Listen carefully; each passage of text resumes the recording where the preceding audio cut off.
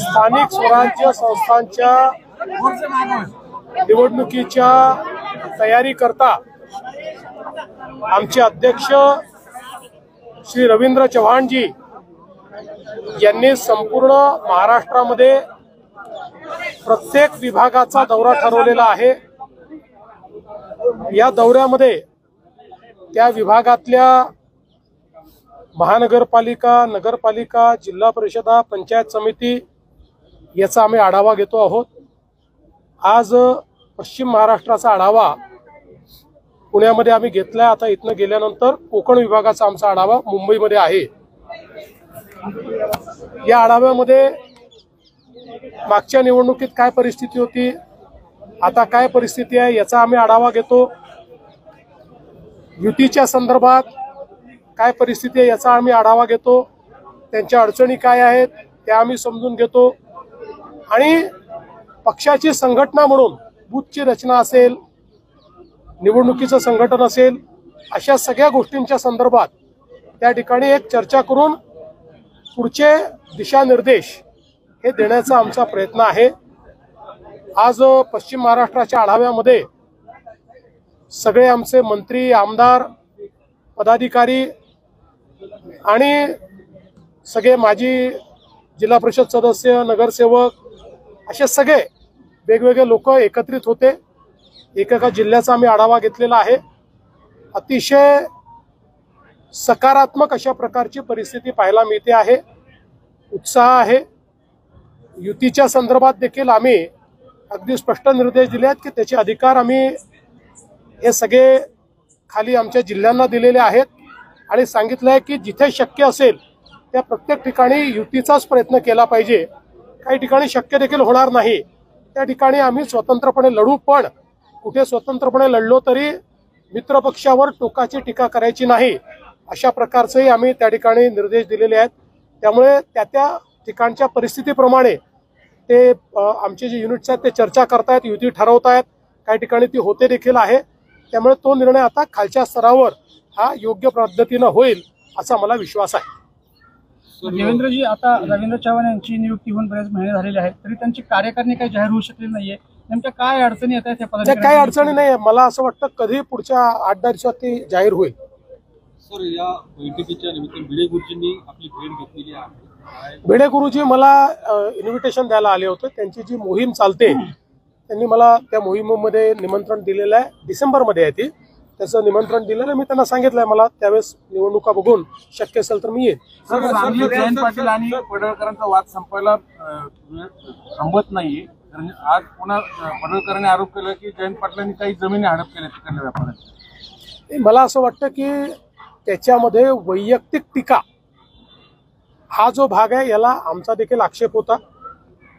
कोणीच कोणावर वैयक्तिक टीका करू नये असं आमचं स्पष्ट मत होतं, ते आम्ही पडळकरांना देखील सांगितलं आणि चंद्रकांत दादांनी स्वतः पुढाकार घेऊन त्या ठिकाणी वैयक्तिक जो वाद आहे, चिखलफेक आहे, ती मिटली पाहिजे अशा प्रकारचा प्रयत्न केलेला आहे। आता बाकी काही राजकीय आरोप प्रत्यारोप ते होत राहतात। तुम्ही जे म्हणतायत की महायुतीचा धर्म पाळला पाहिजे, त्यातलेच महायुतीमधील जे माजी आमदार आहेत रवींद्र दंगेकर ते निलेश घायवळ प्रकरणावर अनेक टीका टिप्पणी करतात मोठमोठ्या नेत्यांवर, तुमच्या भाजपाच्या नेत्यांवर, त्यावर तुम्हाला काय म्हणणे, काय सांगताल महायुतीच्या घटक? नाही, मी त्यांच्याबद्दल काय बोलणार आहे, मी त्यांचे जे बॉस आहेत त्यांच्याशी बोलेन ना, एकंदरीत त्यांच्या बॉसशी बोलेन। सर, जैन मुनींनी वक्तव्य केलं राजकीय पक्ष काढू, तुम्ही सुद्धा मुख्यमंत्री झाला ते त्यांच्याच पाठबळावरती असं म्हटलं आणि कटंगे तो बटंगे, त्याच्यामुळे एकत्र राहा आणि राजकीय सत्ता उलथवण्याची ताकद तयार करा अशा स्वरूपाचं वक्तव्य केलंय। आता हे कोणी केलंय हे मी बघितलेलं नाही, पण साधारणपणे जे सगळे जैन मुनी आहेत हे अतिशय त्यागानं जीवन जगत असतात। सगळ्यांना जगण्याचा उत्तम मार्ग ते सांगतात, अहिंसेचा मार्ग सांगतात आणि अपरिग्रह हा एक अत्यंत महत्त्वाचा जे मूल्य आहे ते शिकवण्याचं काम आमचे जैन मुनी करत असतात। त्यांच्याबद्दल नितांत आदर आम्हाला आहे आणि साधारणपणे जे जैन मुनी आहेत ते ज्या प्रकारे त्या ठिकाणी चांगला मार्ग सांगतात त्या मार्गावर चालण्याचा आम्ही प्रयत्न करतो. बाकी आता कोणी काही बोललं असेल तर मला त्याची माहिती नाही, त्यामुळे मी त्याच्यावर बोलू शकणार नाही. मराठवाड्यातल्या शेतकऱ्यांना मदत जाहीर झालेली आहे, ती नेमकी कधीपर्यंत मिळणार आहे? आता तातडीची काही गरज आवश्यक आहे त्या संदर्भात? मदत मिळणं सुरू झालेलं आहे. आम्ही आता त्या संदर्भात निधीची जी काही आवश्यकता होती त्याचा पहिला टप्पा ऑलरेडी दिलेला आहे. दुसरा टप्पा देखील तात्काळ आम्ही देतो आहोत.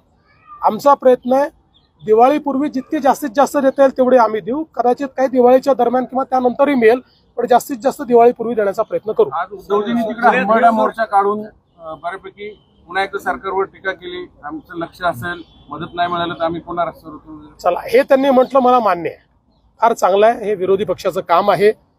भाई याचा अर्थ मदत मिळणार आहे याच्यावर त्यांचा विश्वास आहे. आम्ही जी मदत केली ती पण त्यांना मान्य आहे. आता त्यांचं म्हणणं एवढंच आहे की जर नाही मिळाली तर रस्त्यावर उतरू.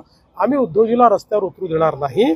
आम्ही मदत नीट देऊ. आता महापालिका निवडणुकीच्या पार्श्वभूमीवर मोठ्या प्रमाणात भाजपमध्ये इन्कमिंग व्हायची चर्चा सुरू आहे. पक्षामध्ये ऑलरेडी भरपूर कार्यकर्ते झाल्याच्या बाहेरच्या नको अशा मतप्रवाह आहे. पुण्यामध्ये देखील ती अशी अवस्था. आगामी काळात भाजपची काय भूमिका असणार आहे? भाजपमध्ये कुठलाही स्ट्रॉंग कार्यकर्ता जर आला तर त्याला घेण्याचीच आमची भूमिका आहे. साधारणपणे भाजपमध्ये जे आमचे कार्यकर्ते आहेत ते लोकांना अकोमोडेट करतात, त्यामुळे भाजप मोठा झालेला आहे. एखाद्या वेळी एखाद्या ठिकाणी काही नाराजी पण येते, त्यावेळी आम्ही लोकांना समजवतो आणि ते समजतात. सिनेमाच्या प्रीमियरला तुम्ही आज जाणार होते, ज्याला राज ठाकरे आणि महेश मांजरेकर येणार होते. मी त्यांना फोन करून सकाळीच कळवलं होतं, कारण ज्यावेळी 5 वाजताचा कार्यक्रम होता आणि ज्यावेळी सगळी आमची रचना मी बघितली त्यावेळी माझ्या लक्षात आलं की मी काही मुंबईत पोहोचू शकत नाही. त्यामुळे मी सकाळीच त्यांना फोन करून कळवलं. त्यामुळे माझ्याकरता ते वेगळा दाखवणार आहेत. सर, एक शेवटचा घायवळचा प्रश्न. गेले आठवडाभर राज्यात घायवळ प्रकरण गाजतंय. गृहराज्यमंत्री तुमच्या अडचणीत आले, त्याच्यानंतर तुमच्या भेटीगाठी झाल्या, तुमच्या एका मंत्र्याचं नाव येतंय किंवा विधान परिषदेचे अध्यक्ष जे आहेत त्यांच्यावरती आरोप झाले की त्यांच्या सोयीने हे सगळे चालू. व्हिडिओ समोर आले बरेच सगळ्या नेत्यांचे. तुम्ही मुख्यमंत्री म्हणून याच्या संदर्भामध्ये नेमकी काय कमेंट कराल? काही निर्णायक भूमिका घेणार आहात की वादावर पडदा टाकणार आहात? पहिली गोष्ट तर अशी आहे की या प्रकरणाची सुरुवात कुठे होते हे आपण लक्षात घेतलं पाहिजे.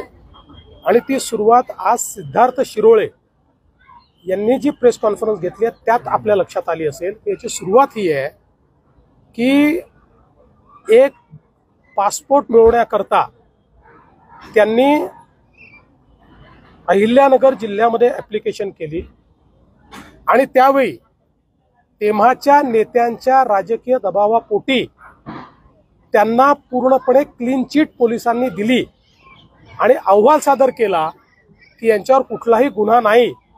ते तिथे राहत नसताना असा अहवाल यायला हवा होता की हा व्यक्ती इथे राहत नाही, ते अहवालात कुठेही मेन्शन केलं नाही आणि त्यामुळे हा पासपोर्ट त्यांना मिळाला आणि ते पळून जाऊ शकले. तेव्हा कोणाचा दबाव होता, निवडणुकीत त्यांनी कोणाचं काम केलं होतं, कोणाचा आशीर्वाद होता, या सगळ्या गोष्टी देखील समोर आल्या पाहिजेत. माझं मत अतिशय स्पष्ट आहे. अशा प्रकारची जी प्रवृत्ती आहे त्याला दुसरा पक्ष असो का आमचा पक्ष असो कोणीही त्याला थारा देता कामा नये.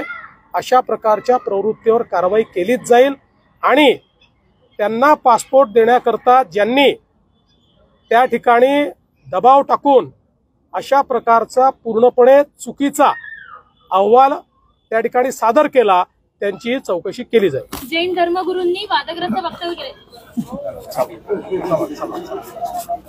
धन्यवाद.